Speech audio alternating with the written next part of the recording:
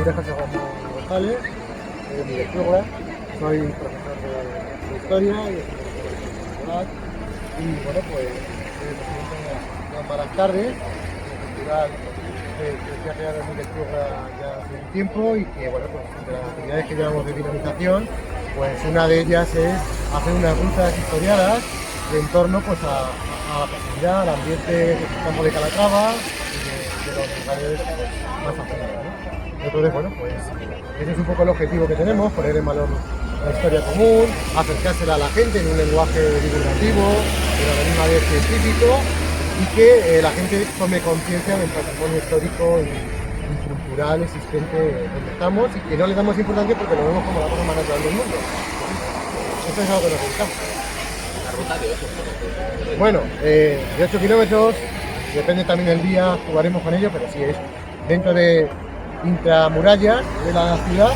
Iremos recorriendo distintas zonas, pues desde la zona de la Puerta de Miguel Turra, que sería lo que tenemos a la espalda, que pasa a llamarse Puerta de Granada, al Torreón, la Judería, Barrio Nuevo, Santiago, todo el barrio cristiano en torno a la Puerta de Toledo y la calle Toledo, la Morería, la calle de los Gremios en torno al Plaza Mayor, son algunos de los lugares que vamos a ir transitando tranquilamente y si además el tiempo nos respeta, digamos en que sí, pues hacer una mañana muy agradable y aprendiendo todo.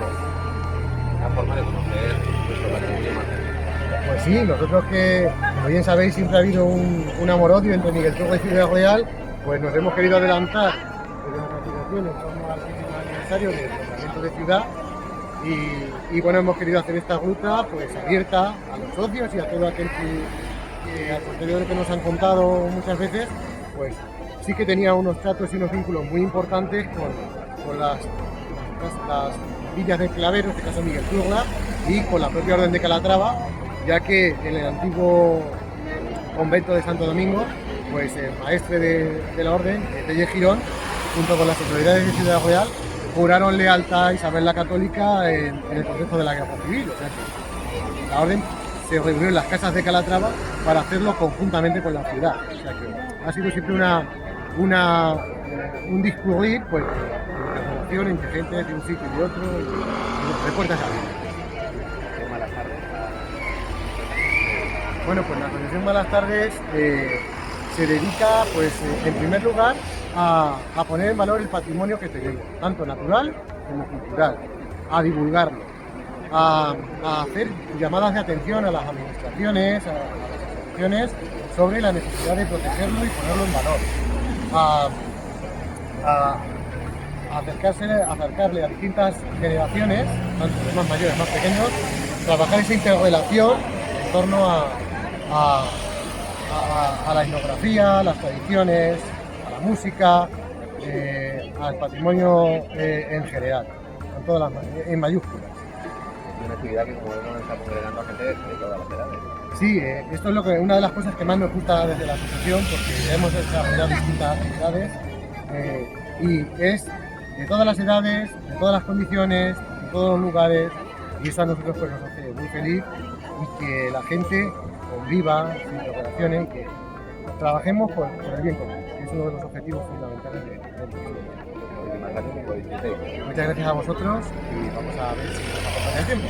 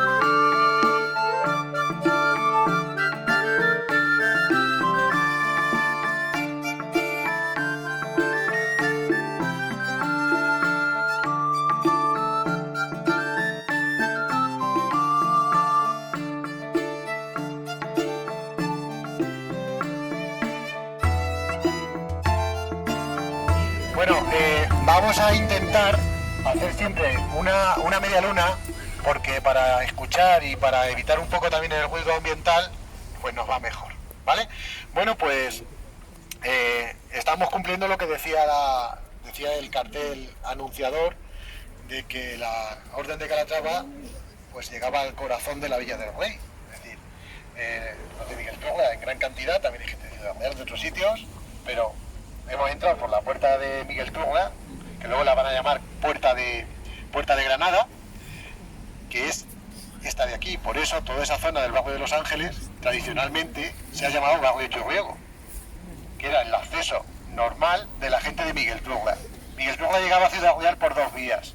Una era por la puerta de Miguel Turla, que daba justo a la espalda del convento de San Francisco, un convento del siglo XIV, que justo todos los terrenos que tenéis aquí, todo el hospicio, todo el Instituto Santa María de Alarcos, la Casa Cuna, más toda esta explanada que tenéis aquí. La plaza era parte exterior de la iglesia del convento. La iglesia la tendréis más o menos justo donde nos está haciendo esto, con la misma función que lo habían tenido, porque los franciscanos, su principal función en Ciudad Real, aparte de ayudar a los más pobres, era recoger a los expósitos, a aquellos niños que nacían y los recogían en el convento para que pudieran criarse y luego entregárselo a las distintas familias de Ciudad Real, ¿vale? Entonces, esta es una de las puertas. La otra puerta es la Puerta de la Mata, se llama así porque había una gran cantidad de vegetación en los sillos. Entonces es el segundo camino más transitado por la gente de Miguel Turla y la gente de Ciudad Real para todas estas relaciones comerciales. Pensar que la Orden de Calatrava conforma un territorio propio dentro de la corona y Ciudad Real está justo en medio, con lo cual la Orden tiene sus propias vías de comunicación para no tener que depender de la Ciudad de Rey en ningún caso. Por tanto, si vienen de las encomiendas de Malagón, bajan por Peralvillo, no entran en Ciudad Real, siguen por el camino viejo de Miguel Turla, que nosotros le llamamos camino de Peralvillo, hoy muy transitado, sobre todo cuando se ha tomado alguien una copa, y llegas a Miguel Turla por la zona bordeando lo que llamaban la antigua Laguna del Terrero, ¿vale? Entonces, esas dos zonas son las dos zonas de transición. Si se quería venir a Ciudad Real el día de mercado, tradicionalmente la zona de acceso lógica era por la puerta de Miguel Turla, que como decía antes, se va a llamar Puerta de Granada. Se sabe que la puerta que habéis visto en las fotos que hemos colocado en Facebook y tal, esa puerta es del siglo XVI y se manda a hacer en época de Felipe II. Pero había una anterior, de origen medieval, que se denominaba con anterioridad de la Villa de Miguel Turla o Puerta también, Puerta de Don Gil. Por tanto, tendría que ver bastante con el origen previo a la Villa Real del asentamiento de cristianos en toda esta zona durante la repoblación en el siglo XI. ¿Vale? Bien, estamos dentro de la muralla. No es corriente que dentro de la muralla de una ciudad estén los monasterios. Los monasterios lo que buscan es distancia, pero a partir del siglo XIV, siglo XV, la mayoría de los monasterios suelen ser de órdenes mendicantes o bien de orden de predicadores. Por tanto, su función no es tanto el rezar por los demás, que lo tienen todas, o hora en la hora, como los benedictinos, disfrutando, trabajando el campo, formándose a la misma vez que rezaban, y para eso necesitaban cierta distancia, cierta soledad. Y las órdenes religiosas, franciscanos y dominicos, tienen una función concreta, y es una función, aparte de rezar y pedir por los demás, la de hacer algo así, como diríamos hoy, obra social. Unos predican, los dominicos, que después hablaremos de ello. Los franciscanos, su principal función es la de recoger gente, ayudar a las familias más necesitadas y las primeras letras, como se denominaban en la época. Va a haber mucha relación entre los hijos de los caballeros de Miguel Turla y por tanto de Calatrava en el siglo XV con los hijos de los caballeros y de las familias con más abolengo de Ciudad Real, porque muchas de ellas se van a formar con los maestres escuelas franciscanos. De ahí que os sonará la leyenda de la Cruz de los Casados, que está en el Parque de Gasser, en el antiguo Camino de Alarcos, donde pues Romeo y Julieta, Sancho de Calatrava y Blanca de Villarreal pues se enamoraron y acaba provocándose un choque entre las dos familias por sus rencillas antiguas y acaban los dos casándose a escondidas, casualmente con Fray Francisco, uno de los frailes que era el que había dado las clases, el mentor de ese caballero, ¿vale? Casándolos a escondidas a los pies de esa cruz, ¿vale? Por eso la primera vez que vayáis al Parque de la Sea a dar una vuelta, hay una cruz allí al fondo del todo, pues acordaros. Vamos a ir, tenéis que pensar que estas ciudades de nueva planta, los reyes no llegan y dicen, ala, primera piedra, ya fundo Villarreal. Sí, fundas el nombre, pero tú para fundar ya tiene que haber algo antes. Si no, no te pones a invertir en algo que puede durar una generación. El Pozo Seco de Don Gil era una aldea más de las que la Orden de Calatrava, después de la Batalla de las Navas de 1212, de liberar todo el campo de Calatrava y el Valle de Guadiana, pues van ocupando los distintos hombres del rey o de la orden. La Orden de Calatrava era la titular de todo el territorio y se adelanta. Fernán Caballero, 1214, Hernando de Calatrava era su nombre, Hernán Caballero, Fernán Caballero.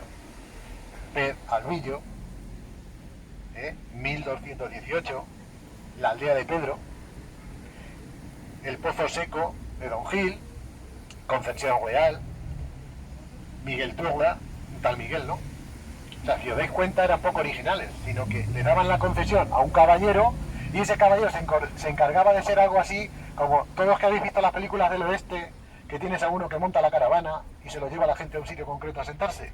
Pues eso mismo lo podemos trasladar al siglo XII, siglo XIII en Castilla, ¿vale? Y un poco es esa esencia, la esencia es toda la misma. La única es la titularidad.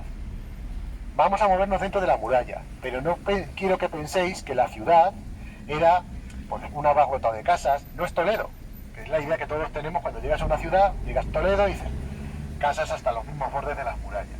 No, las ciudades se tenían que autoabastecer en buena parte de las circunstancias. Por tanto, la mayoría de las casas, y entre murallas y casas, va a haber grandes zonas de huertos urbanos, para poder cultivar. Todo no salía de fuera. ¿Por qué? Porque se ponían las cosas feas. Pues siempre tenían una manera de abastecerse. Entonces, mucha gente que hay aquí de cierta edad recordará grandes esplanadas en el interior de Ciudad Real sin urbanizar. El Torreón, el mejor ejemplo de todos. Bueno, pues eso se iba repartiendo a lo largo de toda la muralla. ¿De acuerdo?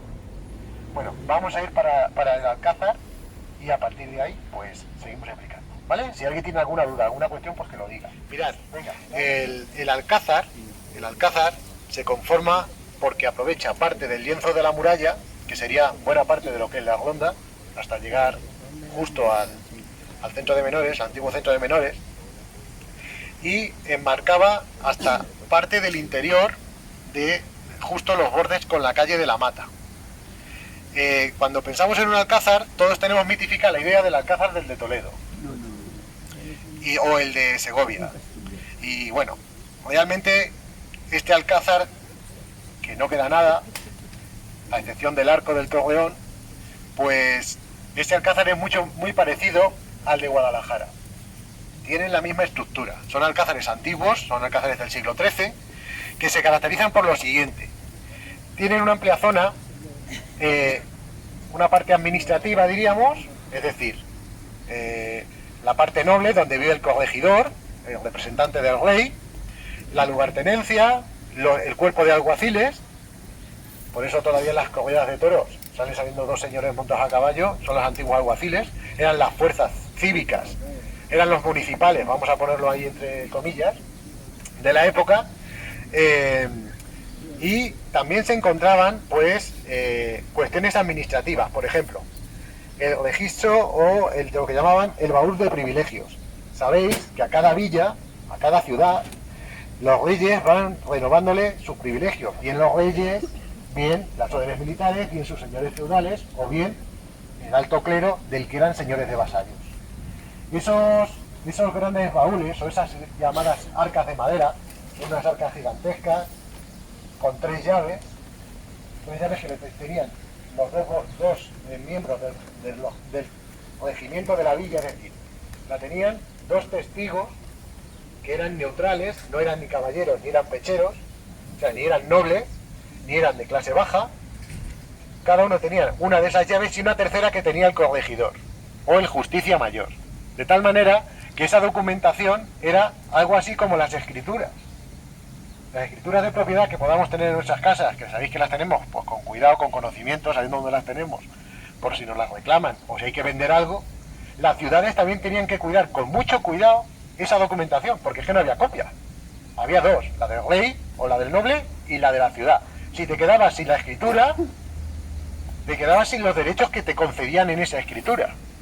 Por tanto, va a haber una picaresca, primero por proteger esa documentación. La Carta Puebla de Ciudad Real es un buen ejemplo de ello. Son en cuero, en pergamino, son materiales muy ricos, no para colgarla, sino para que se conserve. Esa era la clave. Quitan el papel. Siempre generalmente suele ser en cuero. Las renovaciones o las confirmaciones sí son en papel más adelante. Pues bien, todo eso estaba en el Alcázar.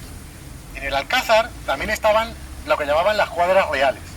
Es decir, el cuerpo de caballería que tenía que tener la Santa Hermandad para acudir en caso de necesidad a la llamada del rey. ¿Vale? Una milicia que la conformaban los caballeros, todo aquel que podía costear el mantenimiento de un caballo y una armadura, que después se van a empezar a denominar hijos de algo, hidalgos, ¿vale? O sea, de algo es que tienen apellido, que vienen de algún sitio. Es baja nobleza, que es la mayoritariamente la que vamos a tener en todas estas zonas. Estos tenían que mantener un caballo y lo tenían que mantener en el Alcázar. ¿Para qué? Para en caso de algún conflicto tener que acudir. ¿Os acordáis? ¿Os suena esto de a buenas horas mangas verdes? Sí. Vale, pues la Santa Hermandad era la policía rural de la época, que era una policía del rey que estaba conformada por la Hermandad Vieja, la ciudad de Talavera, la ciudad de Toledo y la ciudad de Ciudad Real, para cubrir toda la zona del Valle, del Tajo y del Guadiana, porque había muchos golfines. Golfines eran una especie de cuatreros, asaltadores de caminos, etcétera. O sea, la versión del Curro Jiménez de la Edad Media, ¿vale? Pero en malo. Bien, en ese alcázar también está el torreón. ¿Y qué es el torreón? El símbolo del rey. Es algo así como la torre del homenaje. Y tiene que estar perfectamente funcionando porque solo la podía ocupar el rey. En la Edad Media no es como ahora, que la capital es la corte. En la Edad Media los reyes se están moviendo por sus ciudades, haciendo presencia y aplicando justicia, porque era el principal valor del rey. Era el que definitivamente decía si era blanco o si era negro. Entonces, Juan II, lo tenéis ahí, ahora pasaremos a los pies de la estatua, Juan II, que es el que concede el título de ciudad a Villarreal, que es el padre de Isabel la Católica, para que lo expliquéis todo, pues en 1430 hubo un gran movimiento de tierra que tiró parte de las murallas del Alcázar y le pilló aquí. Y lo único que no cayó fueron la parte del torreón y la parte administrativa. ¿Por qué? Porque eran de sillería. Eran tapias, ¿vale? Entonces, en las fuentes, en Simancas, que es donde está el archivo de la corona, se reseña que al rey, muy preocupado, lo primero que hizo fue pedir a los alguaciles y pedir al corregidor un estado, cómo se encontraba la gente de la ciudad. Si había gente atrapada, bueno, cuenta un poco como su gran preocupación fue ayudar a la gente a ver cómo se encontraba, ya que él, y así lo dice la crónica, ya que él estaba feliz y dichoso en el torreón. Con lo cual, me refiero que no es que el rey fundó Ciudad Real Alfonso X y aquí no volvieron a pasar, aquí van pasando todos. Y se van asentando y van confirmando cargos y van revisando que todo se está haciendo en condiciones, etc. También, dentro de la estructura del torreón, estaba el pozo de la Villa, el pozo del Concejo. Sabéis que hay una calle que se llama Pozo Dulce, otra que se llama Pozo del Concejo, justo en aquel extremo. Y es que ese pozo era una especie de pozo público para que pudieran aguar todos los vecinos de Ciudad Real. Y había unos aljibes para almacenar agua para el verano que estaban en el Alcázar. De tal manera que el Alcázar también actuaba como pósito y como almacén para el cobro de las tercias, para el cobro de las alcabalas y para el cobro de todos los impuestos que eran de la corona. También, por último, lo que crean es los reyes católicos y la Real tomó partido por Isabel la Católica y como premio les concedió el derecho de moneda. El derecho de moneda era que se haría una feca, una tasa para poder acuñar moneda en Ciudad Real. Esa feca que había empezado con Enrique IV, que luego se paró y se volvió a poner en marcha, pues estuvo funcionando en torno a unos 20 años, hasta que a partir de 1498 decidieron trasladarla a Granada.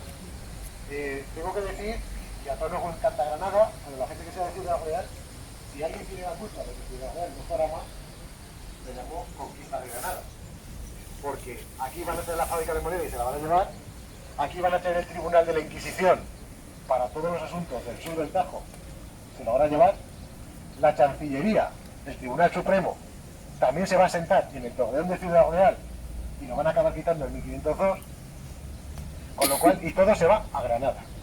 Lo digo porque cuando vayáis, un cachico de Ciudad Real está allí. ¿Vale? Bien. Todas esas instalaciones se fueron montando en el Alcázar.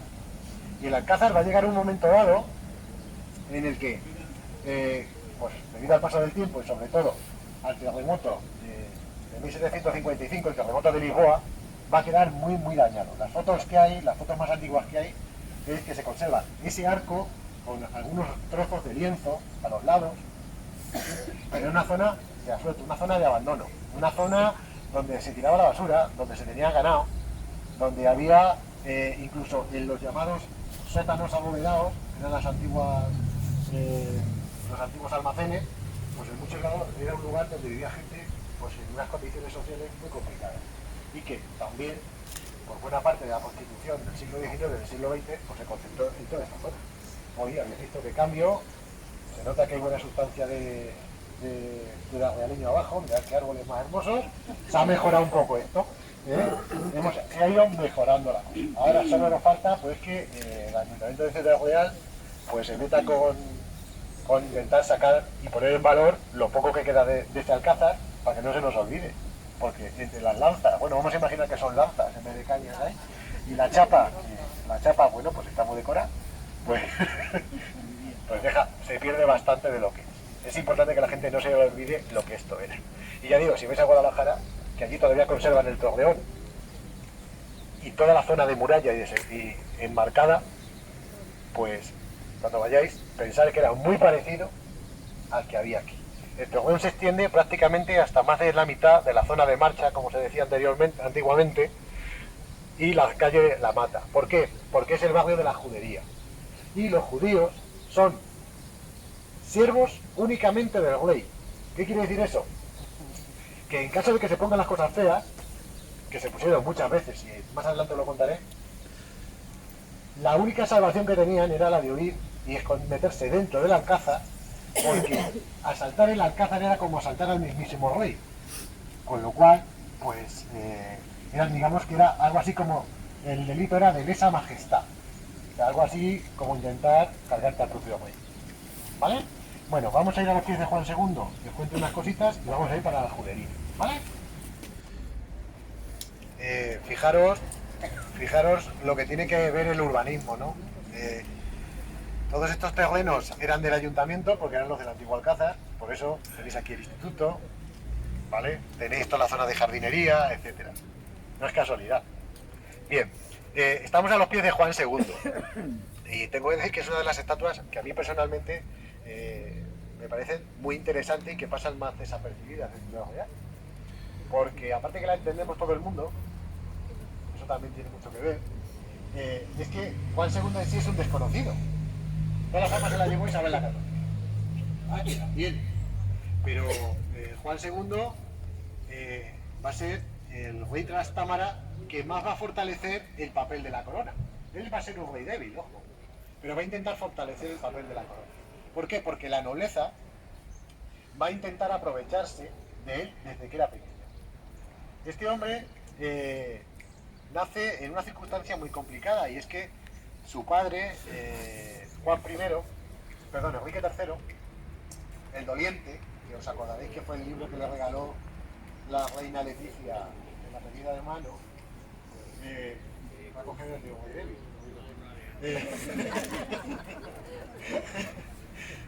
Su padre, Enrique III, muere muy joven y deja una regencia.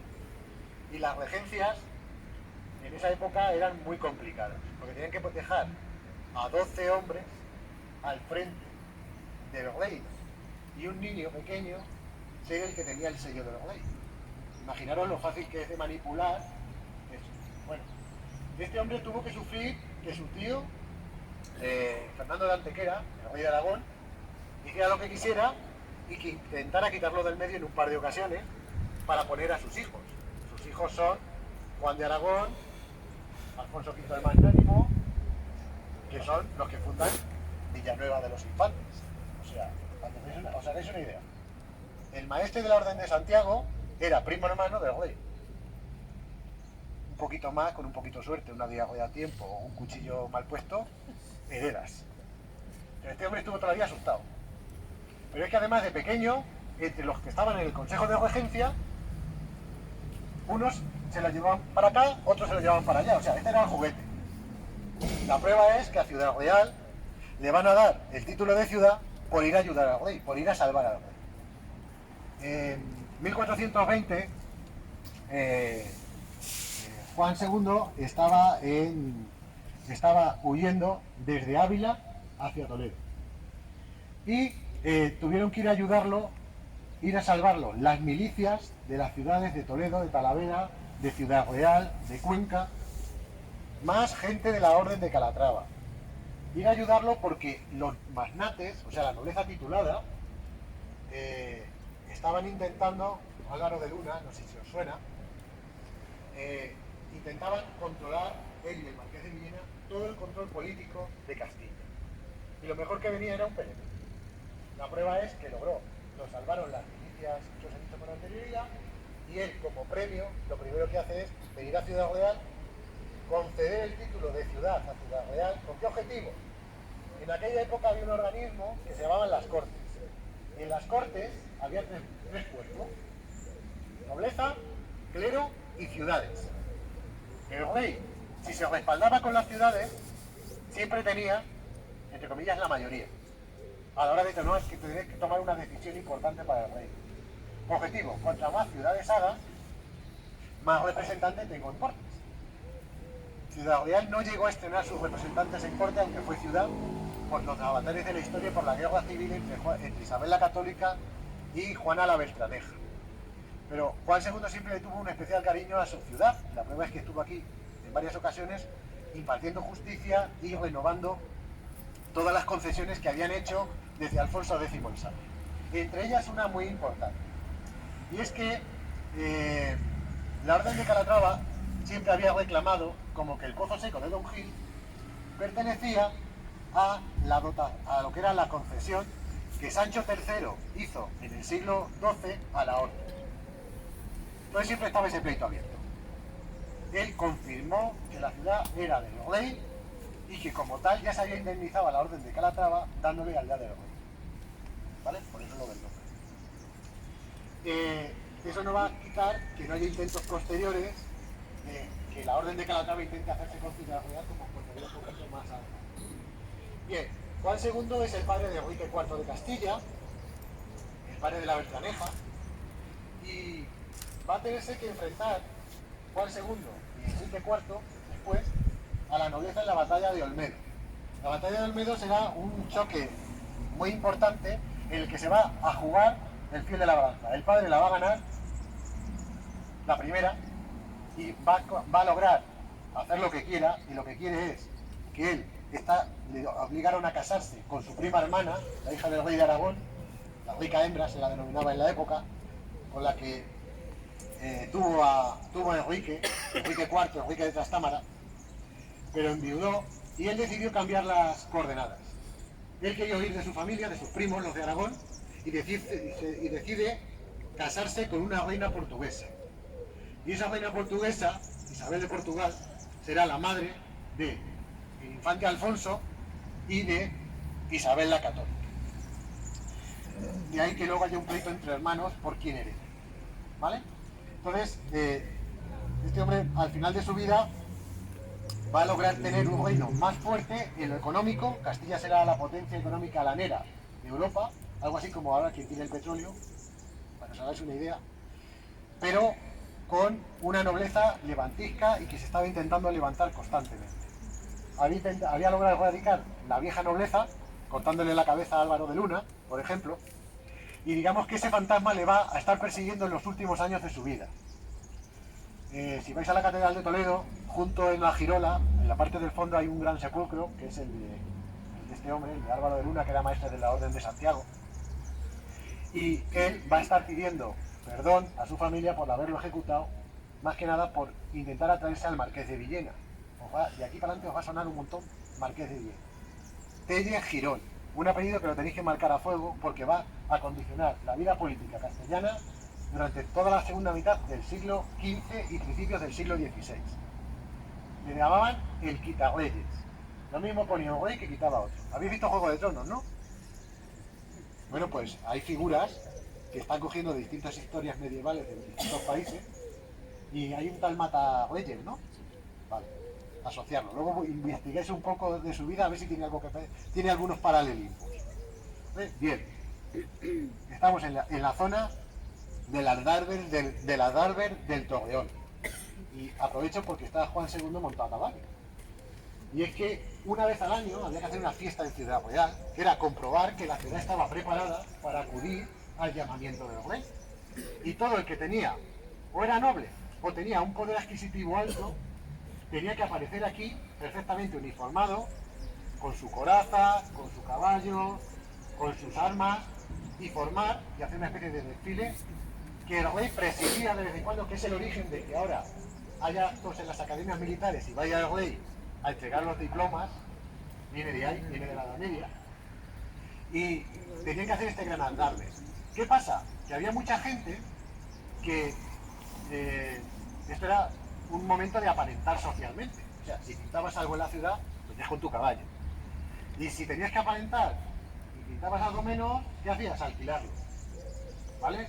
Los caballos se alquilaban en Miguel Turga, se traían aquí, mira qué caballo tengo. Luego a las 24 horas te desaparecía el caballo. Pero oye, tú has salido aquí con tu caballo. ¿Vale?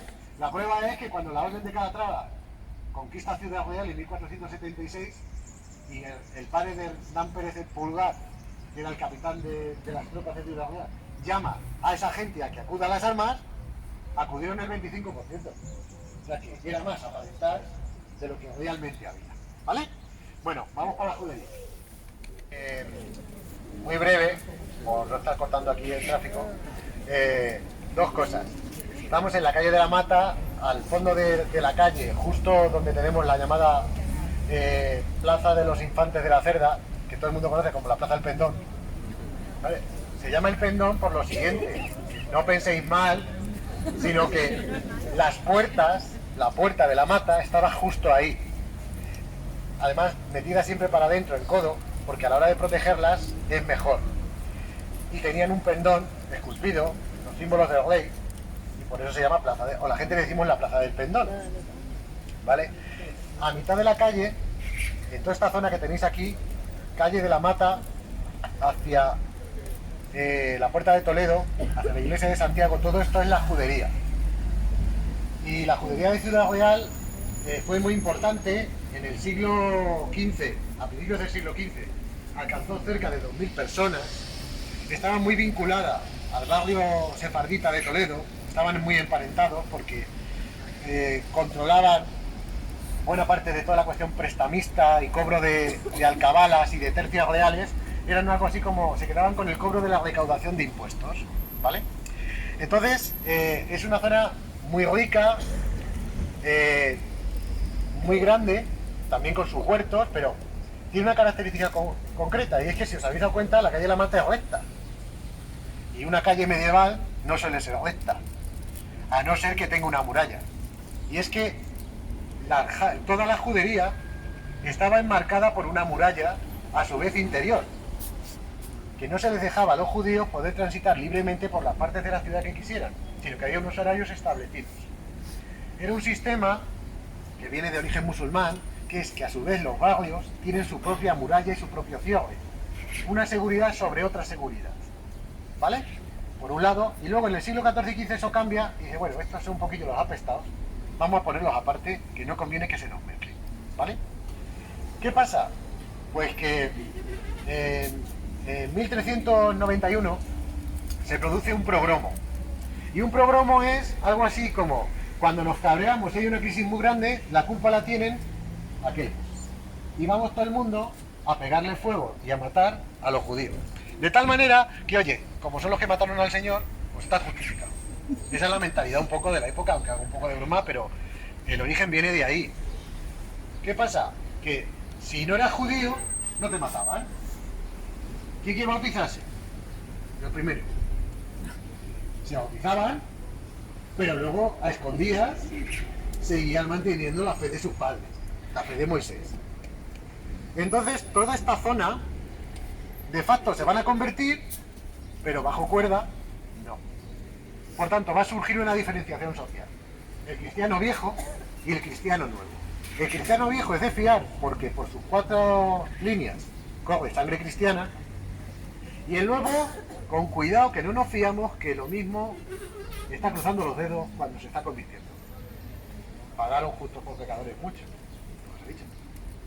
Teresa de Jesús era cristiana nueva, no ella, su padre. Pero también la vigilaron después. Es porque digo que no había duda de Santa Teresa. Bueno, la cuestión es, empieza a denominarse esto barrio nuevo. ¿Por qué? Porque en 1391 hubo una matanza, en 1409 hubo otra, en 1435 hubo la tercera, y entonces la conversión fue en masa. Mira, aquí nos convertimos y punto. ¿Qué pasa? Que muchas casas de este barrio se quedaron abandonadas, bien porque unos se fueron a otros lugares, donde había comunidades judías más fuertes, y no, aquí nos protegemos. Otros porque habían fallecido. Y de vez en cuando a esto le metemos una peste, una epidemia y afecta a toda la ciudad en su conjunto. Con lo cual, nos quedan bastantes zonas libres. Se le va a cambiar el nombre. Va a pasar de ser la Aljama, que es como la llevaban tradicionalmente, a Barrio Nuevo. Y en el Barrio Nuevo, familias nobles de Ciudad Real van a empezar a comprar tierras, comprar casas, para poderlas alquilar. Ciudad Real vivía de alquilar casas, como ahora con la universidad. Construyeron un convento, el convento de los dominicos. ¿Por qué? Porque los dominicos es la orden de predicadores. ¿Y qué hacemos? Educar a la gente del barrio en la fe cristiana. ¿A base de qué? Del sermón. Entonces, ese convento va a estar ahí hasta los años 70. Hasta los años 70 estaba ahí en el compás de Santo Domingo. Y la portada de la iglesia es la que tenéis en la rotonda que tenéis frente, vais al Leclerc y al seminario. Esa era la portada de Santo Domingo. Toda la Aljama, como os decía, aunque se llamaba Barrio Nuevo, entre nosotros, los barrios tienen un nombre, pero se queda siempre el viejo, ¿no? La Aljama judía, o la concentración, o el barrio judío, o sefardí, va a tener 2 puertas durante el siglo XV.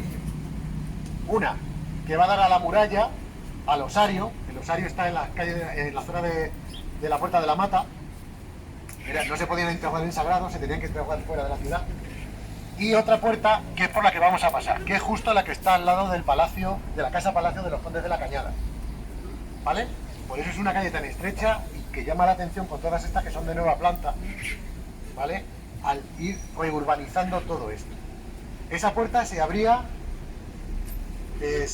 a partir de las 7 de la mañana y se cerraba a partir de las 6 de la tarde. Con lo cual, si alguien era judío y le pillaba fuera, iba a tener un problema serio con los alguaciles. Tenían que ir señalados. O sea, lo que hemos visto de la lista de Schiller y todo eso no se lo inventan en el siglo XX. Viene de la Edad Media. ¿Vale? Entonces, bueno, vamos a ir bajando por ahí, vamos a ver cómo ahí el urbanismo va cambiando un poco.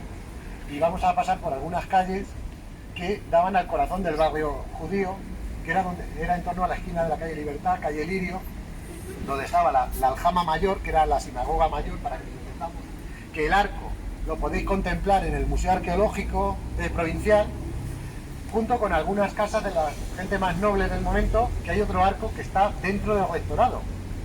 Si habéis tenido ocasión de pasar dentro del rectorado, tenéis un arco mudéjar, se le llama arco mudéjar, pero realmente es de la judería, ¿vale? Entonces, vamos a ir avanzando y vamos a ir desplazándonos por toda la judería, por la calle de la puerta del barrio judío. No sé si os habéis dado cuenta, lo que pasa es que no podíamos pararnos ahí porque es muy estrecho y encima el parquecillo estaba encharcado. La calle estrecha de golpe, donde está el arco de la casa de los condes de la Cañada, que es una casa palacio del siglo XVII, por eso no me he parado ahí a explicar nada, no ser edad media. Habéis visto conforme veníamos cómo son calles mucho más estrechas que las normales de Ciudad Real, aunque intentan buscar la tiralínea al tener que organizar el tramo urbano ya en el siglo XX. Pero el denominador común era la casa que, si os habéis dado cuenta, por la que hemos ido pasando, que hemos dejado a la izquierda. Una casa en tapial, de alto con bajo, que era la casa típica de Ciudad Real y la casa típica de la judería. Me explico. Las juderías son casas de tapial imperial, es decir, ladrillo, enmarcando tapial de cal y arena, con una proporción de cal muy elevada, de tal manera que le diera mucho cuerpo a la estructura muraria. Son tapias de 2 metros y que era el típico modo de construir aquí, por dos cuestiones. Una, aquí no hay canteras, o prácticamente no hay canteras, aquí hay mucha piedra caliza, sobre todo en la zona de la Puerta de Calatrava, donde está la universidad ahora. La zona de las terreras y toda esa zona es piedra caliza, pero que se deshace con muchísima facilidad. Entonces proliferaron mucho los hornos de cal en toda esa zona de Ciudad Real. Buena parte de la judería, los que no se dedicaban al prestamismo y tal, se dedicaban a la cuestión del uso de la cal, de hornos de cal. Y a la hora de construir, pues en todos sitios, claro, ahora tenemos el frigorífico, va muy bien. Pero en aquella época, para tener las cosas frescas y poder conservar, necesitabas una tierra para construir. ¿De dónde la saco? De abajo. ¿Y qué aprovecho?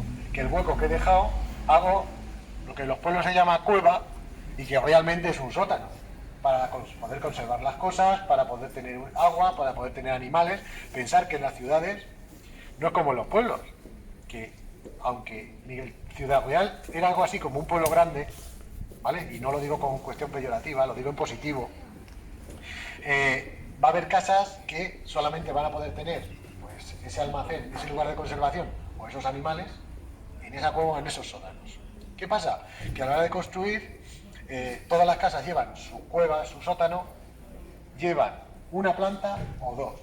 Si tienes 2 plantas, es que tu nivel económico, ¿vale? Eres del tercer estado, eres pechero, pero disfrutas de ciertas ventajas reales, cobras impuestos, o estás desarrollando algún cargo dentro de algo así como un funcionario, entre comillas. Y si eres muy pobrecico y te dedicas a la artesanía, te dedicas a alguna cuestión secundaria, sueles tener la casa de planta baja. Había que pedir un permiso para poder endoblar, y se pidió un permiso en muchos casos al propio rey. ¿Y en qué se basaba ese permiso? En la petición de dar casa a los hijos. Hasta antes de ayer, en cualquier pueblo, la casa de los abuelos ha doblado para que los hijos vean el tío. ¿No? Bueno, pues eso no está inventado de ahora. No está inventado de hace 80 años. Eso era algo típico desde la Edad Media. Entonces, ese tipo de casa era la casa que abundaba en toda esa zona de Ciudad Real. Igual que en la calle La Mata, casas bajas, casas de tapia, con teja curva, a 2 aguas, con un patio trasero, a ser posible. Y que en muchos casos, pues, las dimensiones iban variando para si podían tener huerto dentro o no podían tener huerto dentro. ¿Vale? Pensar un poco en esa cuestión. O sea, grandes zonas ampliadas, por ejemplo, el parquecito este que nos hemos dejado ahí, que estaba en Bagdad, pues si os acordáis, no hace tantos años, eso era un huerto urbano, y que ahora se ha convertido en una plaza. Y muchas de las plazas que tenemos en Ciudad Real hoy son antiguos huertos que se fueron urbanizando debido a la ampliación de la ciudad. Pero su esencia era ese lugar donde podían cultivar, echar huerta, como se decía, los hortelanos, y tener un complemento para la familia. Porque al tener el huerto tengo gallinas. Las gallinas ponen huevos y las gallinas se comen la hierba. Y encima me cagan, con lo cual me abonan el huerto. Entonces íbamos ahí ¿vale? Aparte de que el basurero y el váter o el trono había que ponerse en esas zonas. Entonces, bueno, pues eran nuestras formas de vida y en unas formas, pues, de vida muy, pues, muy rural, en el sentido de que la población, el 80% de la población vivía o se dedicaba al campo. Luego podían completar con comercio, podían completar, pues, como digo, con los tapichos varios de la época, ¿vale? Entonces, vamos a seguir por aquí, vamos a seguir transitando por toda esta zona. La calle Libertad, como decía, donde estuvo la Aljama, la sinagoga mayor, pero también había sinagogas más pequeñas y en otros puntos. Pues igual que, si pensáis, no hay ciudad real. La catedral la tienes en el Prado, pero tienes en San Pedro, ¿no? Tienes los salesianos, etc. Pues la parte judía de la ciudad también tenías en las Aljamas. Es más, se sospecha que la iglesia de Santiago, antes de ser iglesia como tal, pudo tener distintas funciones, pero sí se sabe que está en el corazón de la judería. Se baraja que podría haber sido una antigua sinagoga y que después, aprovechando la torre fuerte de un noble, fundaron una iglesia. Hay distintas hipótesis, pero que os hagáis un poco la idea de que los judíos, dentro de su zona, es como si fuera su propia ciudad. Incluso se administran por las leyes de Castilla, pero internamente ellos funcionan con las leyes de Moisés. Ellos interpretan el Antiguo Testamento, particularmente el Pentateuco, como ley. Con lo cual todos los ritos y todas las funciones están regidas por los responsables de la Aljama. ¿Vale? O sea, algo así como una especie de consejo dentro del consejo. ¿Vale? Bueno, pues vamos a seguir para adelante. Estamos en un lugar emblemático de Ciudad Real porque es la iglesia más antigua que hay en Ciudad Real. Pero, ojo, fijaros cómo aquí cambia parte de ese urbanismo. Aquí en este barrio todavía se conservan casas de una planta. Tenemos la calle del Norte, que es era una de las calles judías. Muchas de estas calles de por aquí, Lirio, son calles de plantas. A los judíos, en muchos casos, cuando se bautizan, cogen el apellido de la calle en la que viven. ¿Vale? La calle Estrella, que es la que tenéis ahí, que luego subiremos por ahí. Mucha gente piensa que es calle Estrella porque había familias de Miguel Turbe que vivían ahí. Y no es por eso. Es porque en una de esas casas había una estrella, que es una estrella hebrea, la estrella de Israel. Y la gente asociaba que era por cosas de Miguel Turbe por la devoción a la Virgen de la Estrella. No, hay algunos testimonios. Ese sillar, que es un sillar de una puerta adintelada, está en la parte central como clave, se la llevaron al museo cuando reorganizaron esa calle, y sabéis que había una capilla ahí, una capilla pequeñita dedicada a la Virgen de la Estrella, justo en ese portal. Era donde estaba esa casa de hebreos. Igual que la calle del Norte, también aparecieron en ciertas excavaciones arqueológicas, aparecieron distintos elementos propios de judíos, por ejemplo, unas piezas de un juego parecido a una especie de ajedrez de damas, ¿vale? Con los símbolos hebreos, numerados con letra hebrea, con el alfabeto hebreo, que también están en el Museo Arqueológico Provincial. Entonces, sabemos que la zona se dedicaba a eso. Claro, lo que nos descoloca es que en el corazón de ese barrio tengamos una iglesia de transición gótica, ¿vale? Un gótico cisterciense, un gótico de los primeros tiempos, nos llama bastante la atención. Y la cuestión viene porque para algunos son hipótesis, lo que os estoy diciendo, esto no tiene ninguna documentación. Para algunos, el origen de Ciudad Real, o mejor dicho, los pozos de Coronel no están, sea la zona del Pilar, en torno a ese pozo, como que sea antes de asentamiento hubiera sido en esta zona de Ciudad Real. Es una cosa porque está más alta. ¿Vale? Esto es un matiz, vuelvo a decir, son hipótesis. Pero a lo mejor esas hipótesis nos ayudarían a poder entender por qué tenemos una torre de influencia castellana, que son las mismas que hay en el siglo XII, de Toledo para arriba, que pinta en Ciudad Real.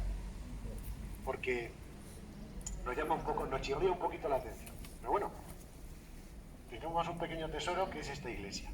No solo por el artesonado interior, que recuerda mucho al de la sinagoga del Tránsito, por eso también os lanzo la hipótesis que os he comentado antes de lo que barajan algunos estudiosos. Lo que sí sabemos es que esta iglesia se va a dedicar al patrón, a Santiago como patrón, ¿vale? Y en aquella época, la Orden de Santiago también se asienta en Ciudad Real con unas casas. No se sabe si esas casas estaban también en esta zona de Ciudad Real. Igual que Calatrava tenía como su sede, quiero que penséis un poco, vais a Madrid y os vais dando un paseo por la Gran Vía y tenéis oficina turística de Castilla-La Mancha, la sede del turismo de Castilla-La Mancha para Madrid. Pues algo así, las órdenes militares también tenían su centro en las ciudades del rey para poder tener una relación rápida, poder colaborar en un momento dado. No siempre estaban enfrentados, que es la idea que nos han ido transmitiendo. Bueno, la cuestión es que se dedica a Santiago, y digo que era el patrón porque ahora asociamos a Santiago con patrón de España, pero eso no es muy antiguo. Santiago Apóstol será patrón de España a partir del siglo XVII. De Castilla y de los Trastámara va a ser San Juan. Por eso el águila, ¿vale? El águila, que venga a pasear águilas para acá, águilas para allá, y más a ver con tanta actualidad y demás historias. Bueno, pues el águila es el águila de Pasmos, que es el águila que representa al evangelista San Juan. Ese era el patrón de Castilla, y por eso, el día de San Juan se celebraba por toda Castilla con la lectura del Apocalipsis, para que no se les olvidara a los castellanos que igual que habían ido ocupando y recuperando tierra, de un día para otro la podían perder. Esa es la idea de reconquista, la idea de intentar volver a ocupar, de enfrentarse al infiel, etcétera, etcétera, etcétera. Viene de ahí que en la Alta Edad Media tengamos en España los beatos, ¿vale? Los beatos son libros del Apocalipsis comentados con dibujos, un cómic, pero que la gente analfabeta lo entendía perfectamente. Bien, ¿esta iglesia en qué se caracteriza?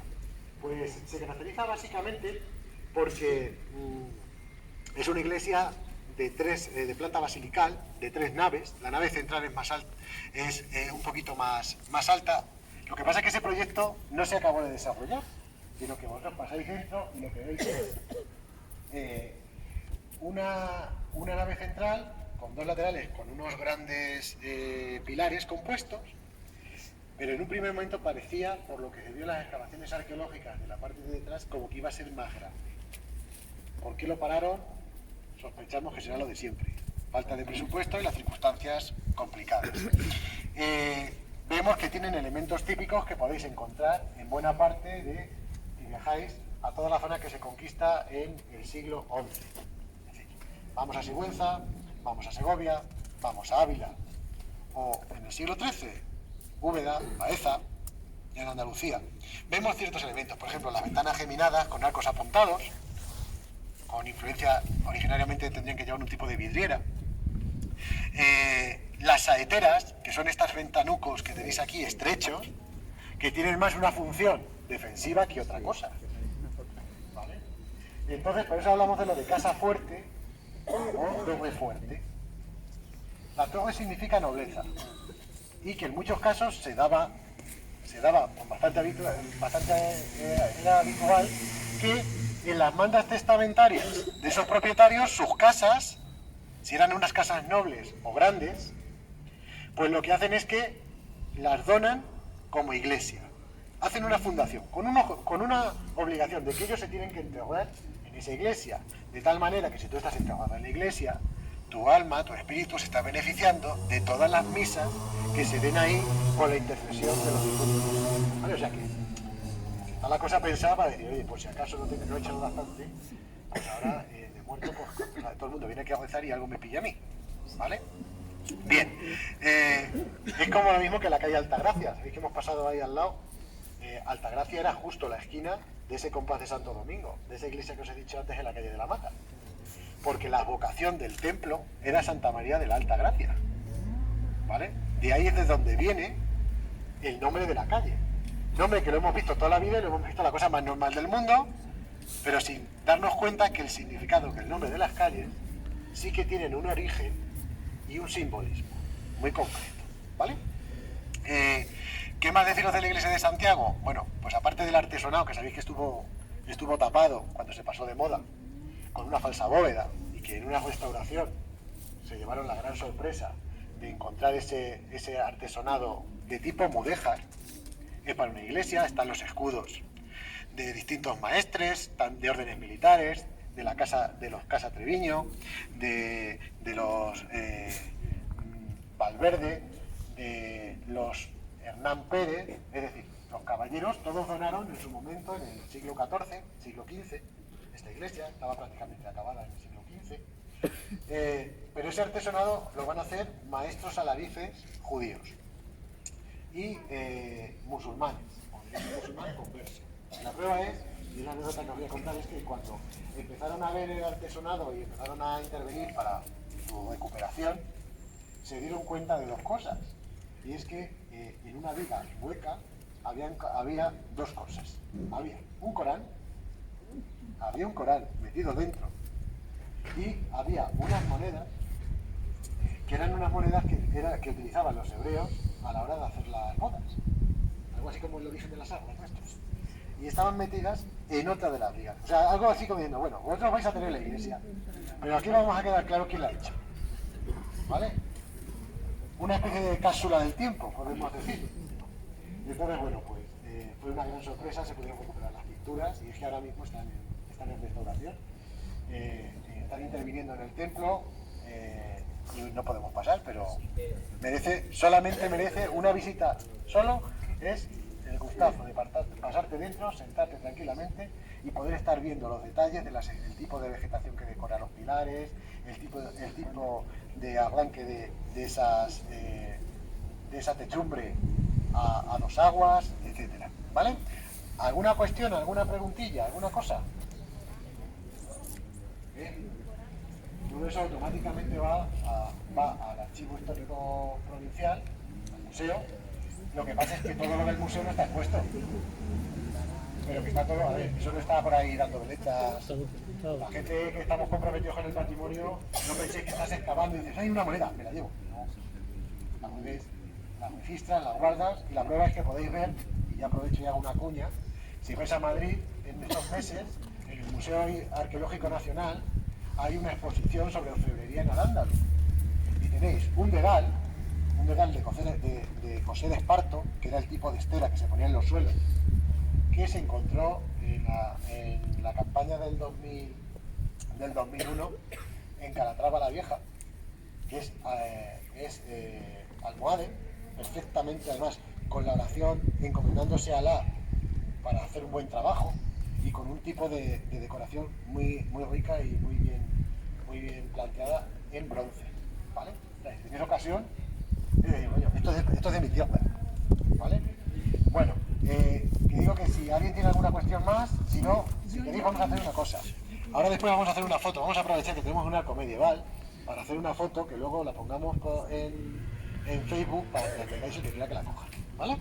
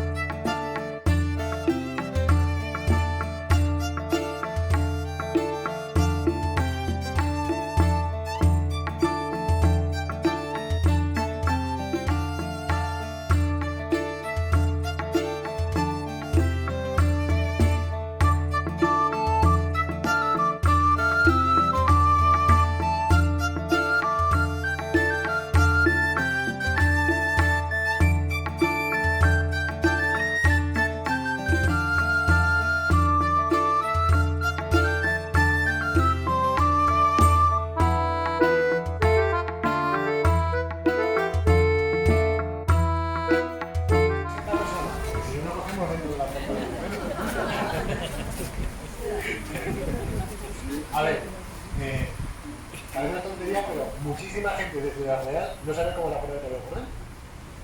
A ver, la rotonda, pasar siempre por los coches, ni más ni menos.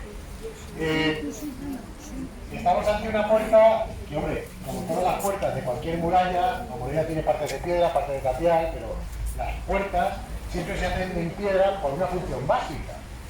Y es que las puertas son símbolo del arte, son símbolo del poder de la ciudad.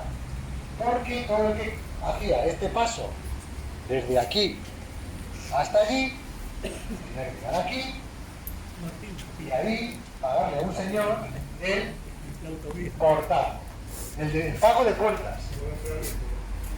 Igual, ¿qué pasa? Acabáis de decir por qué la de Miguel Tuja que de otro camino para ir a Ciudad Real, a Miguel Tuja. Sentido común.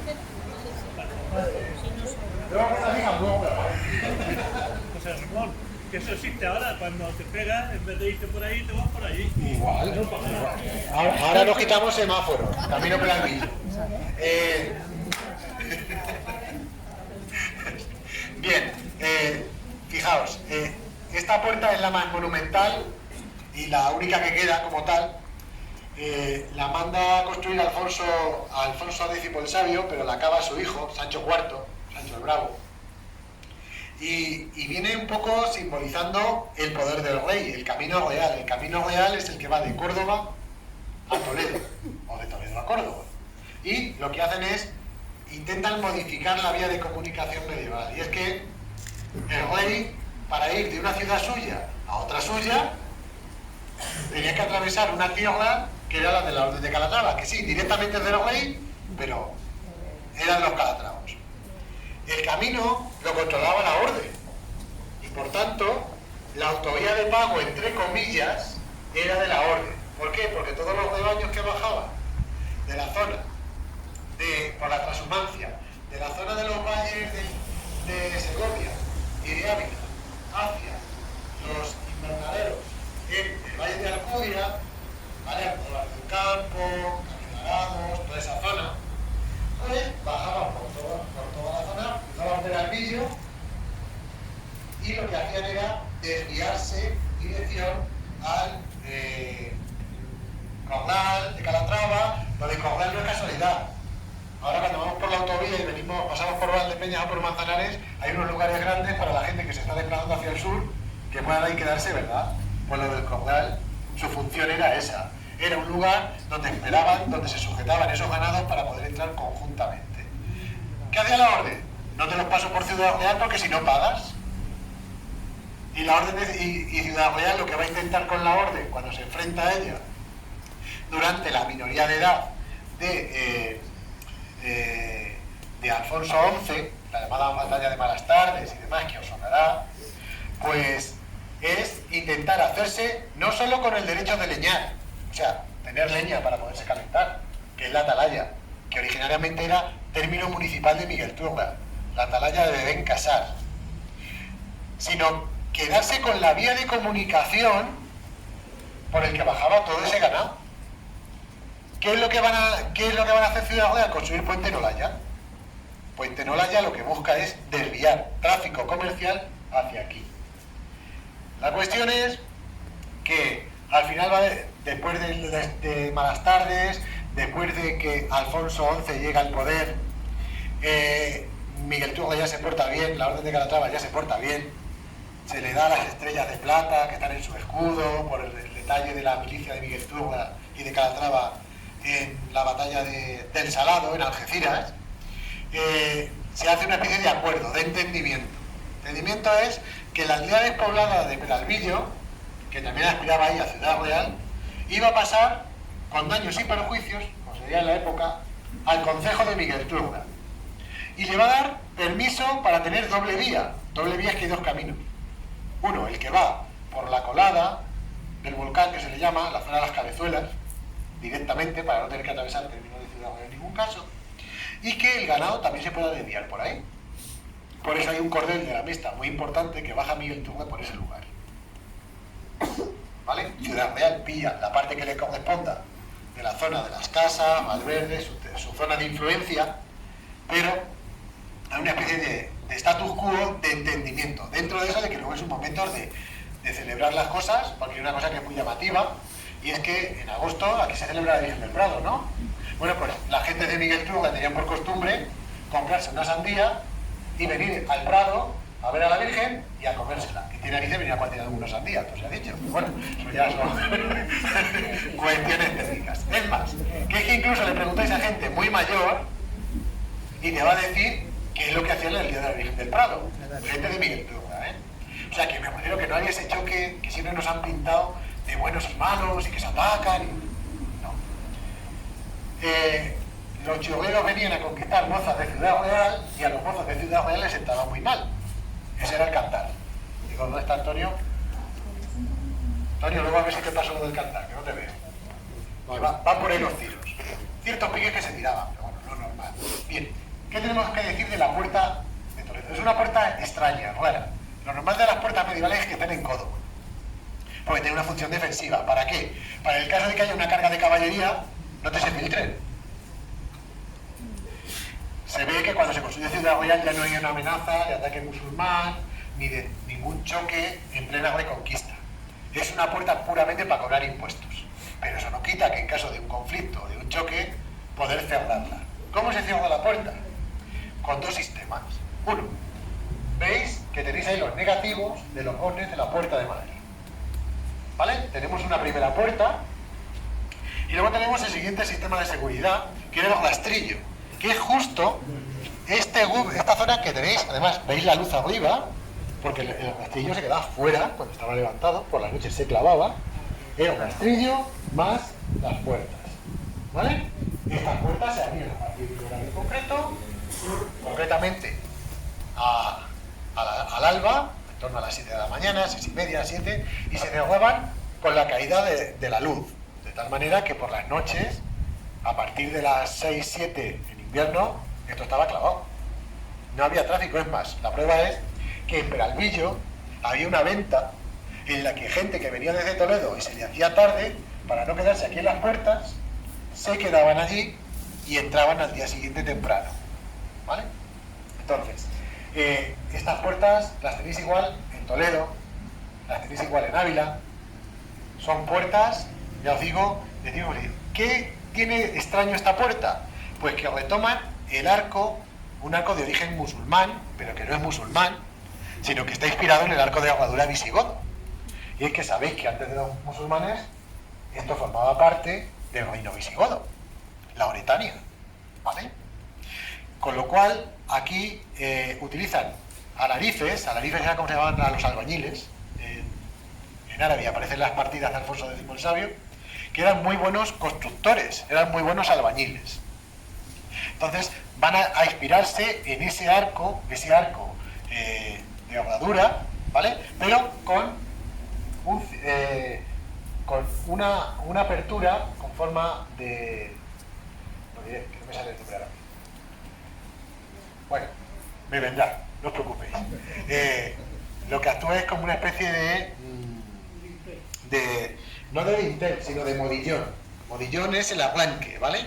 Es, en vez de tener un arranque seco, una columna, como se interesa que aquí pueda entrar un carro, ¿vale? Pensar que el medio de transporte era carro o galera, de 2 ruedas o de 4, o mulas enganchadas unas con otras, con lo cual las puertas tampoco necesitan que sean más grandes. A un coche todavía pasas, a un camión no. Daban las cosas pensadas para lo que había, ¿vale? Entonces, bueno, pues aquí había además un cuerpo de guardia. Aparte, había una especie de guardias de seguridad que eran la gente que estaba al frente de la muralla. No penséis que esto es como las películas que nos aparecen, que vemos de la media, que ven a aparecer tropas alrededor de la muralla, hay un montón de... Que no. Que las tropas, que eran del concejo, estaban en las puertas. Y en las puertas es donde hacían guardia y donde dormían, porque a ver, entre nosotros es más fácil abrir una puerta que saltar la muralla. Otra cosa es que en caso de un ataque, de un choque militar, pues hubiera que armar todas las murallas y protegerse. Y la prueba es que en 1476, Rodrigo Telle Girón, el maestre de Calatrava, cuando ocupa Ciudad Real y la incorpora a la orden por mandato de Juana la Ventraneja, da órdenes para que se repare parte de los lienzos de la muralla, para prepararse para un posible ataque que llevara a cabo los partidarios de Isabel la Católica. Entre ellos, en el territorio, el clavero de la Orden de Calatrava, que se había enfrentado al maestre y no había reconocido.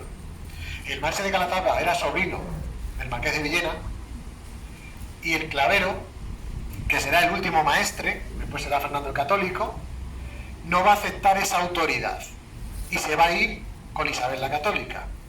En 1476, después del primer intento de toma de Toro por parte de las tropas de Fernando el Católico, el conde de Paredes, que es el padre de Jorge Manrique, el de las coplas, maestre de Santiago, junto con el clavero de Calatrava y Hernán Pérez del Pulgar, que ya nos empieza a sonar, el de las hazañas, van a llevar a cabo el intento de toma de Ciudad Real.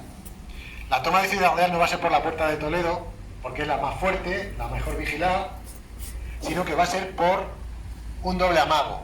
La milicia de Miguel Turla va a atacar por la Puerta de Miguel Turla para desviar tropas hacia el Alcázar, y mientras, desde la Puerta de la Mata se va a aprovechar y se va a hacer una incursión y se va a entrar ahí. Y la manera de entrar es la siguiente, y es que las tropas calatravas que estaban fuera, cuando se vieron acorraladas, huyeron para adentro. El encargado de puerta, el fallo que tuvo fue dejar que esos vinieran, que se salvaran. ¿Por qué? Porque no eran calatravos de verdad, eran calatravos de los que estaban enfrentados al maestre, eran tropas del rey que simularon eso y entraron con un carro que atravesaron en la puerta. De tal manera que el rastrillo de esa puerta no pudiera cortar el paso al acceso, y se entró por ahí a tomar Ciudad Real para Isabel la Católica. Un poco para que os situéis. El problema de verdad era el rastrillo, porque mover las puertas están abiertas desde por la mañana, para cerrar son muy lentas de cerrar. El rastrillo era lo más rápido, porque dejaba que era modo de guillotina. ¿Vale? Pero bueno, ¿alguna pregunta, alguna cuestión? Si os dais cuenta, tenéis las claves de los arcos, los nervios. En esta tenéis un caballero, y en esta de aquí, ¿vale?, tenéis un escudito de Castilla. Y hay una piedra ahí fuera que se dice quién la mandó a hacer y quién la inauguró, pues como ahora nos podemos encontrar. Incluso hay en los sillares marcas de cantero. Al lado de Poli tenéis una marca de cantero, que es una cruz, que el cantero iba marcando diciendo, esto lo he hecho yo. Algo así como la firma del artista, ¿vale? Bueno, de aquí vamos a ir por el barrio cristiano, vamos a seguir calle Toledo abajo y vamos a ir para la zona de la Morería, ¿vale? ¿Por qué paramos aquí? Porque en cierta medida paramos en el corazón del barrio cristiano. La gente que es de Ciudad Real y la gente que hemos venido muchas veces a Ciudad Real, no es lo mismo decir vivo en la calle Toledo que vivo en la calle del Norte, ¿verdad? Pues también tiene esa connotación de origen medieval, es decir, el barrio VIP, vamos a decir algo así, en el barrio cristiano, y particularmente en lo que llamaban la vía de carreterías, es decir, toda la calle que une la Puerta Toledo con la Plaza Mayor, que era el lugar donde se ponía el mercado y donde están todas las calles de los distintos gremios que había en la ciudad, principalmente el de plateros, el gremio de peleteros, ¿vale?, trabajaron muchísimo la piel, y el gremio de la lana, ¿vale?, el textil. Eran los 3 gremios más poderosos que había, aparte de otros oficios, pero eran los 3 que más peso tenían en la localidad. Bien, antes de que aquí hubiera un convento de la Orden de la Merced del siglo, finales del XVII, principios del XVIII, en esta zona había una iglesia más pequeñita que tenía una vocación dedicada a Santa María del Prado. Era algo así como que la Virgen estaba en una iglesia y venía otra, ¿vale? Me gusta hacer mucho el paralelismo de Ciudad Real con Guadalajara, porque comparten muchas tradiciones. A pesar de que están muy alejadas, comparten muchas tradiciones. En Guadalajara, la Virgen de la Antigua, Santa María de la Antigua, que también fue una imagen donada por Alfonso VI, la llevan desde una ermita que está en una collación, lo llaman ellos, una colación, que era un barrio, que era el barrio cristiano, a la concatedral. La concatedral en Guadalajara es una antigua mezquita que la convirtió en iglesia. Bueno, pues aquí pasaba algo parecido. Hay una pequeña ermita dedicada a Santa María del Prado, una especie de relicario, es como se la nombra. Por eso aquí cuando dice Pasa la Merced, el nombre de la iglesia, ¿cuál es? Santa María del Prado, o sea, no ha cambiado canónicamente. Aunque la catedral es la catedral, y es donde está la Virgen fija, ¿vale? Era un poco el corazón de este barrio cristiano. Toda la zona de palacios, y a la espalda tenéis una casa señorial que es del siglo XVI, principio del XVII, y que todavía se sigue conservando, ¿vale? La casa de los Medrano, ¿vale? Pues son las familias que dieron lugar a la caballería. Aquí también destaca principalmente la familia de Hernán Pérez del Pulgar, que se caracteriza porque llega después a Ciudad Real, es decir, las familias de Abolengo de Ciudad Real, los nacidos aquí, su casa principal, su casa fuerte, va a estar o en la calle Toledo o en proximidades en el corazón del barrio cristiano. Sin embargo, aquellos que vienen después, en el siglo XIV, en el siglo XV sobre todo, al servicio del rey, con cargos o nombramientos reales, sus casas las van a intentar hacer en lugares que se aproximen a esa calle Toledo, aunque digamos que se reconocen ellos mismos como que son de una nobleza más inferior, ¿vale? Aunque la caballerosidad iba por otro lado, ¿vale? Entonces, aquí veis que la calle Toledo es tan ancha y es tan recta porque es una calle de transporte, pura y dura. Era una calle donde se aparentaba, era el lugar donde estaban las grandes casas para que se viera el poder de las familias, ¿vale? Grandes casas que las cuales se dotaban prácticamente de grandes huertos y de casas pequeñas para sus criados. Era una especie de comunidad, palacio principal y toda la espalda. La prueba la podéis ver en que toda la zona, todas estas grandes plazas que tenéis aquí, la plaza de la Diputación, la antigua casa de Correos, toda la zona de la espalda que era del convento, etcétera, todas esas eran, el convento solamente era la donación de una familia, era la casa de una familia. Imaginaros todo lo que ocupa esta manzana.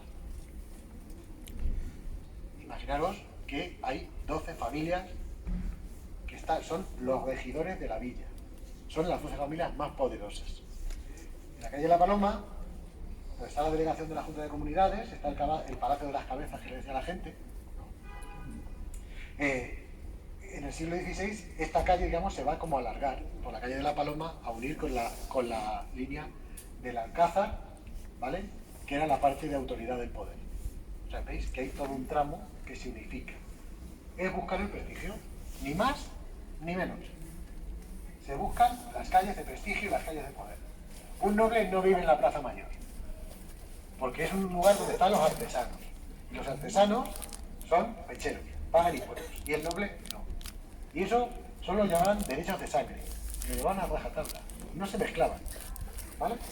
Entonces, bueno, vamos a ver un poquito, vamos a meternos por aquí, por esta travesía, para ir a la catedral, de tal manera que allí veamos un poco la zona de la morería y expliquemos un poquito la catedral.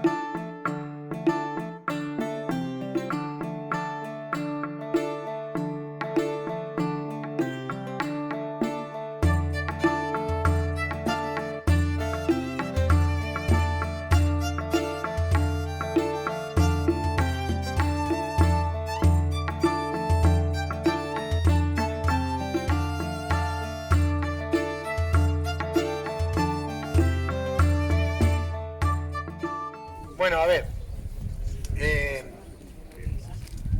la Catedral de Ciudad Real en parte es un modelo de un gótico tardío, es un gótico del XV, ¿vale? En su gran parte es de una sola nave, o nave de salón, también se la denomina así, y realmente es catedral en tanto de que es la sede de un obispo, pero no tiene el peso urbanístico, simbólico, de una catedral como la podemos entender en la Edad Media, ¿vale? Es la iglesia de un barrio, para que nos entendamos. Toda esta zona, en torno al Prado, con conexiones a la calle Toledo, justo cuando nos hemos venido, quedan algunos testimonios alguna casa de esas de características de estilo toledano, tapiada con ladrillo, como os decía antes, se extendía hasta aquí, justo los límites de la morería, los vamos a tener hacia este barrio. Esta es la zona de la nobleza nueva, o nobleza de servicios, se la llamaba así. Es toda esa nobleza que os contaba antes, que se asentaba aquí por cuestión, eran caballeros que hacían su carrera política, vamos a decir así, cuanto cargo para la corona, y que llegan un momento dado y se asientan. Esa es la familia de Hernán Pérez de Pulgar. La casa que tenéis ahí es la casa palacio de Hernán Pérez de Pulgar, la casa de Treviño, la tenéis, toda esta urbanización tenéis aquí, incluido el mercado, que hace un momento estábamos comentando por aquí, una de las participantes, que su familia tal, que había conocido la casa y demás. Es decir, se estaba buscando este lugar concreto, este prado, porque era el lugar donde se hacía, veis que es como una especie de ampliación de ese eje que os decía anteriormente. Tú abres una gran zona y haces una ampliación. Y esa ampliación se la comes a la morería. ¿Qué pasa con los habitantes musulmanes de Ciudad Real? Es decir, hemos hablado mucho de los judíos, pues los musulmanes no tenían obligación de convertirse. Los últimos musulmanes como tal, que va a haber en Ciudad Real, que se les llama mudéjares, es decir, son musulmanes que viven en tierra cristiana, es lo que significa el término, van a aparecer en unos testamentos de 1518, donde se le deja a dos de ellos una casa justo a la espalda de esta zona, ¿vale? A un tal Ab Ben Jalar, era su apellido, Juan de Ciudad Real. A partir de entonces se supone que se habría convertido, digo al cambiar el nombre, pero para que no hubiera duda de quién era, le ponían el nombre de cuando era musulmán y del nombre cuando era cristiano, justo a la espalda. De ahí que toda esa zona pues se denomine morería. Hace unos años aparecieron algunos arcos en algunas fachadas metidos, empotrados, voy aprovechando, de las típicas casas musulmanas, que tienen un elemento muy simbólico, muy característico, y es que tú limpiabas la fachada, estabas empezando a limpiar, a hacer la intervención arqueológica, empiezas a sacar el lienzo y tú lo único que te vas a encontrar es la puerta y poco más. No hay ventanas a la calle.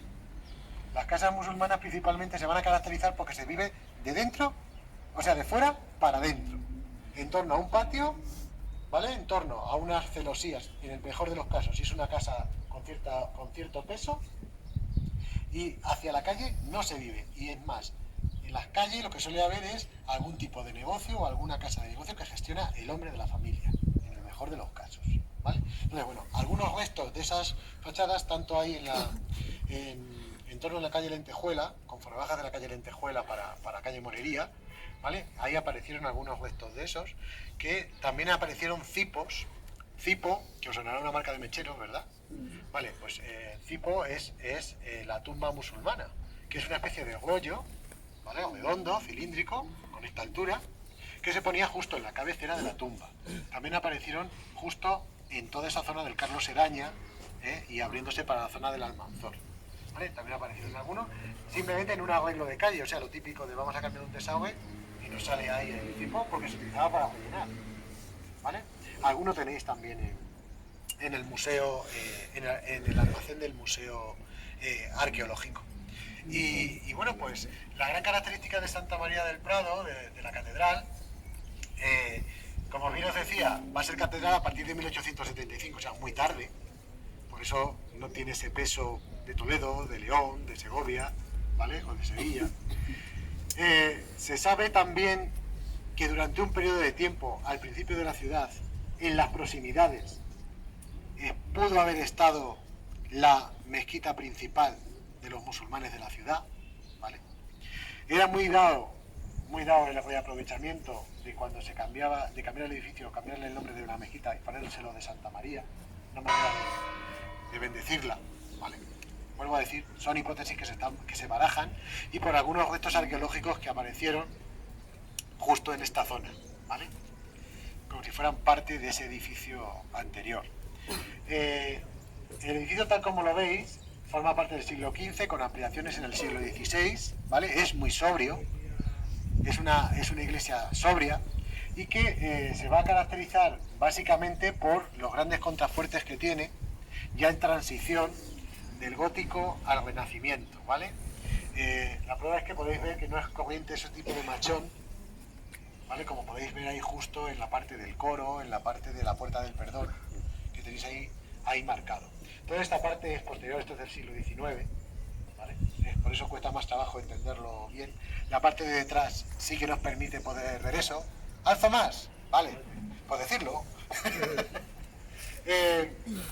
La catedral se va a caracterizar, la iglesia de Santa María se va a caracterizar porque conforme va pasando, sobre todo al principio del siglo XVI, va a ir convirtiéndose en una de las iglesias más populares. No la más importante, casualmente, sino de las más populares, más del pueblo. Porque San Pedro será la iglesia de la nobleza. De ahí que tengáis ahí pues ciertos enterramientos de las principales familias. Todas estas capillas que veis con escudos que dan a la calle Lanza y en el interior son enterramientos de las principales familias de Ciudad Real. Los Coca. Tenéis, no sé de aquí si habéis estado en Sigüenza, o por lo menos el Doncel lo tenéis todo el mundo en la mente. Bueno, pues la gente va a Sigüenza a ver el Doncel, que está muy bien. Y tenemos del mismo autor el sepulcro de Coca en Santiago, perdón, en San Pedro. Y no nos hemos ni enterado que está ahí. Hay gente que sí, pero muchos ni se han enterado. De los mismos autores, de la misma época. Finales del siglo XV. Los Coca tienen su casa en la calle Real, o tenían su casa en la calle Real, que también aparecieron restos muy importantes de la casa Palacio. La nobleza se va a centrar principalmente allí y el pueblo se va a centrar principalmente aquí. Por eso, la vocación a la Virgen del Prado se centra aquí, no en San Pedro. ¿Vale? Son cuestiones de mentalidad, esto es lo que denominamos en historia de las mentalidades. ¿Por qué se hacen las cosas? Todo tiene su función y todo es su aquel. Porque el rey concede la Virgen al pueblo de Ciudad Real. El voto del concejo, o sea, los nobles y los pecheros tenían que venir aquí a hacer el voto. ¿Vale? Son matices. Es lo mismo que el ayuntamiento. Hasta en la Edad Media el ayuntamiento no existe. Está en el Alcázar, en las instalaciones del Alcázar. Pero Isabel la Católica, en 1492, cuando manda la expulsión de los judíos, lo que hace es que uno de los judíos más potentes tiene una casa que da a la Plaza Mayor en la que se venden telas y coge y se la concede al concejo como casa del concejo, casa consistorial, que es el arco que tenéis que se conserva donde sale el carillón, que ahora después os contaré un par de anécdotas de allí, ¿vale? Entonces, toda esta zona, a la espalda del Prado, se caracteriza por ser también calles estrechas, ¿vale? Exceptuando la calle Morería, que es una travesía. Son calles estrechas que dan a portillos, que dan a zonas ajardinadas, como toda la zona del Carlos Eraña, toda la zona que da a la Ronda.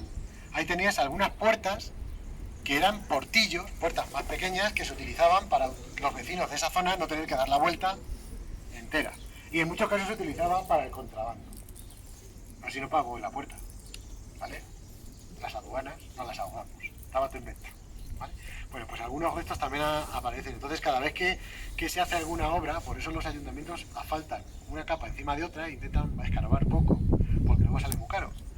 Hay que llamar a los arqueólogos, hay que contratarlos para leer la obra y más historias, ¿vale? Entonces, pero que creo que sería bueno que se contrataran a los arqueólogos, por la parte que a mí me toca y que mucha gente se dedica a la arqueología y que estaría muy bien que se mirara por ese patrimonio, por sacarlo, por ponerlo en valor, ¿vale? Bien, alguna cosa más que os iba a decir de la catedral tal como la tenemos ahora. El retablo es de finales del siglo XVI, principios del XVII, ¿vale? No había un retablo como tal, sí que había un camarín, es decir, un pequeño lugar donde se ubicaba la Virgen del Prado original, una Virgen de batalla.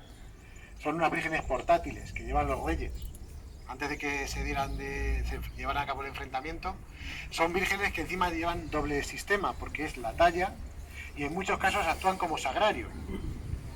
En la espalda suele llevar una especie de puertecita donde se deposita a Jesús sacramentado, ¿vale? Para que en el momento de tomar de la misa que se celebraba antes de una batalla campal, poder celebrar con la imagen y poder repartir las formas a los que se iban a enfrentar. Alfonso VII la va a dejar aquí a los habitantes del pozo de Don Gil. O sea, la Virgen del Prado es anterior a de Alfonso X el Sabio. Por eso os decía, antes de fundar, algo ya está, si no, no se pueden hacerlo, ¿vale? Entonces, bueno, pues básicamente, pues que os hagáis una idea de lo que era esta zona. Es decir, donde está un santuario, generalmente se suele dejar una pequeña alameda, un lugar donde la gente hace la romería. O sea que esto lo vemos aquí ahora sí, pero el lugar era donde los romeros venían en agosto a comerse la sandía. Porque la cuestión es, la gente que sois de Ciudad Real de toda la vida, Dios, la feria donde se ponía. Calle la feria, ¿no? Pues ¿dónde? Donde estaba la Virgen. Que es el lugar donde se tiende a celebrar las fiestas patronales. Y ahí su función. Entonces, bueno, pues ahora nos vamos a ir para allá, para la Plaza Mayor. Vamos a ver un poco los gremios y ahí en la Plaza Mayor acabamos y nos vamos a secarnos o a tomar.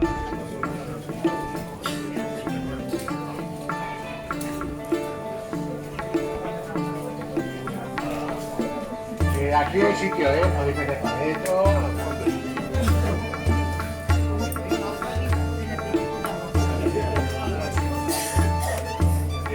Si no hubiera llovido, la idea era haberlo hecho a los pies de Alfonso, pero total, mejor estamos aquí, ¿no? A ver, es verdad que nosotros nos mojamos alguna vez, el hombre está siempre húmedo. Bueno, bueno, estamos en el corazón comercial de Ciudad Real. Y es que en el siglo XV hay una serie de calles, como la calle Cuchilleros, la que baja de San Pedro,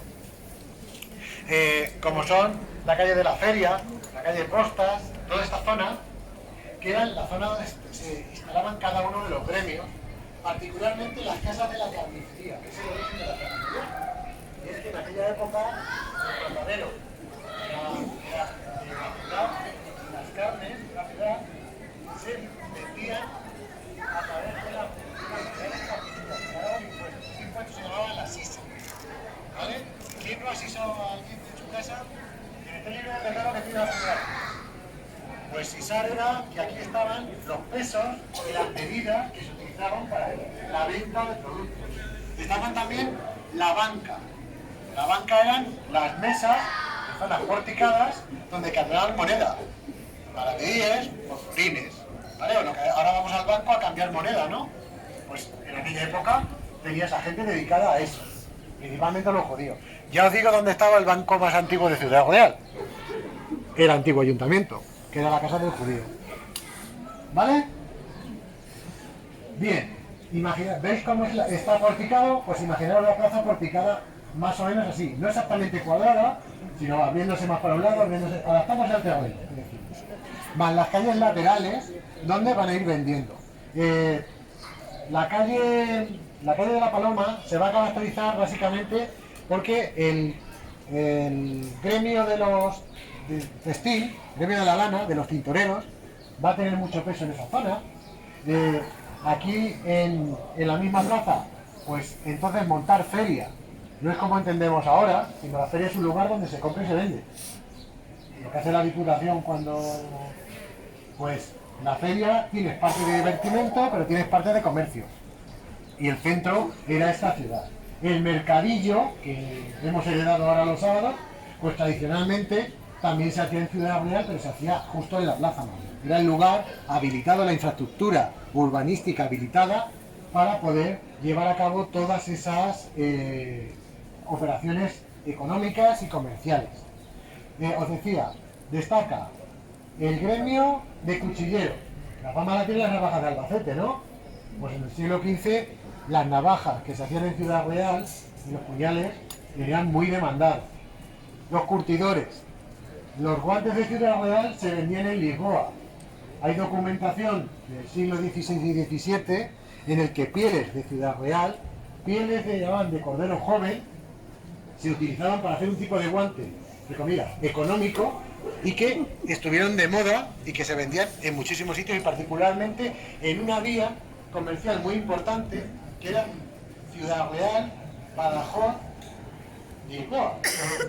O sea, no había problemas de fronteras como ahora, que no, directamente los productos de aquí aparecían en Portugal y no había ninguna cuestión. También porque muchas familias de origen hebreo estaban asentadas en Lisboa, en el puerto de Lisboa. Por tanto, un gremio muy importante, muy pequeño, pero muy importante, es el de los especieros.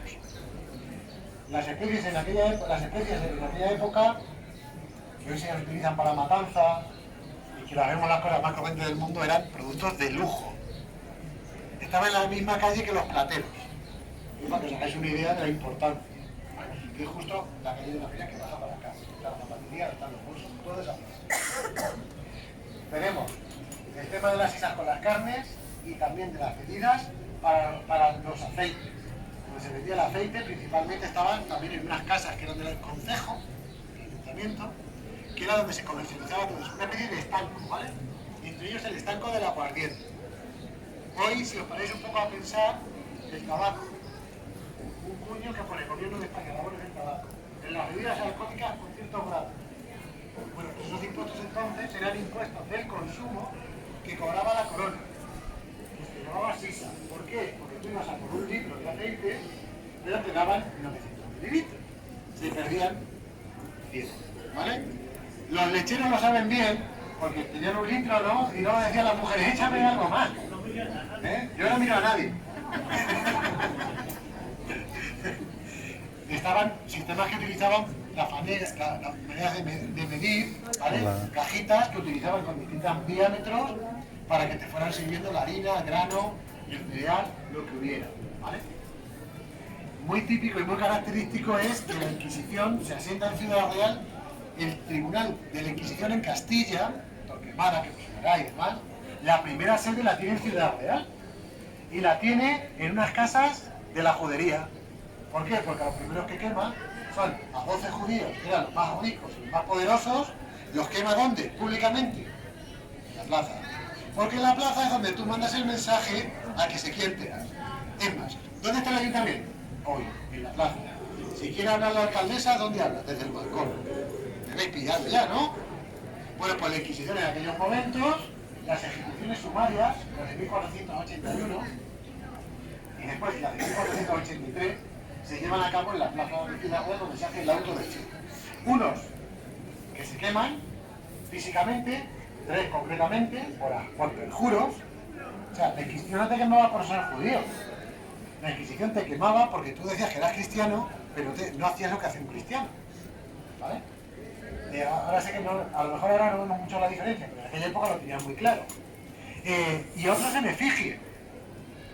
¿Sabéis qué es una efigie? ¿Os acordáis en las escuelas que antes se les ponía a un gorrito, un caperucho de burro? ¿Os suena eso? ¿A alguien le han puesto alguna vez un San Benito? Un San Benito es como un apodo, no un dicho. Bueno, pues cuando se cogía un perjuro, se le paseaba montado en burro, de espaldas, con un capirote y con un saco de arpillera con la cruz de San Andrés, o sea, una especie de diana, que todo el mundo sepa quién es el perjuro. Y la gente lo que hacía básicamente es que se ponía en cola como si fuera una procesión y con todo lo que sobraba del mercado se le tiraba a los que iban desfilando como humillación pública delante del pueblo, ¿vale? Las efigies era que cuando a alguien le habían pillado y no estaba aquí, hacían una especie de Judas. La gente me dice que sabe que es un Judas, es un muñeco lleno de paja, y se le plantaba con el nombre de ese. O sea, algo así como, ya que no te vamos a poder quemar físicamente, el alma sí te la vamos a quemar, para que no puedas disfrutar de los dones del paraíso. ¿Vale? Entonces, en 1484 la Inquisición se traslada, la sede de la Inquisición se traslada a Andalucía, a Sevilla concretamente, y es donde Torquemada va haciendo de las suyas, y en Ciudad Real va a haber miembros de la Inquisición, pero no van a tener un peso muy importante. El peso lo van a seguir teniendo los caballeros, lo van a tener principalmente los gremios del siglo XVI y siglo XVII, y este va a ser el centro económico de la villa. Así prácticamente pues hasta hoy. Hoy van cambiando los negocios, pero al fin y al cabo, que esté emborticada, lo que buscaba facilitar era eso, era poner el mercado. Y el mercado era un banquillo con un tablero y tus productos principales puestos ahí. ¿Vale? Pues Pues nada, espero que os haya gustado la ruta por la ciudad real medieval. Veis que hay más cosas de las que parece. San Pedro lo hemos dejado, porque así lo utilizaremos de matiz para otro golpe. Y bueno, pues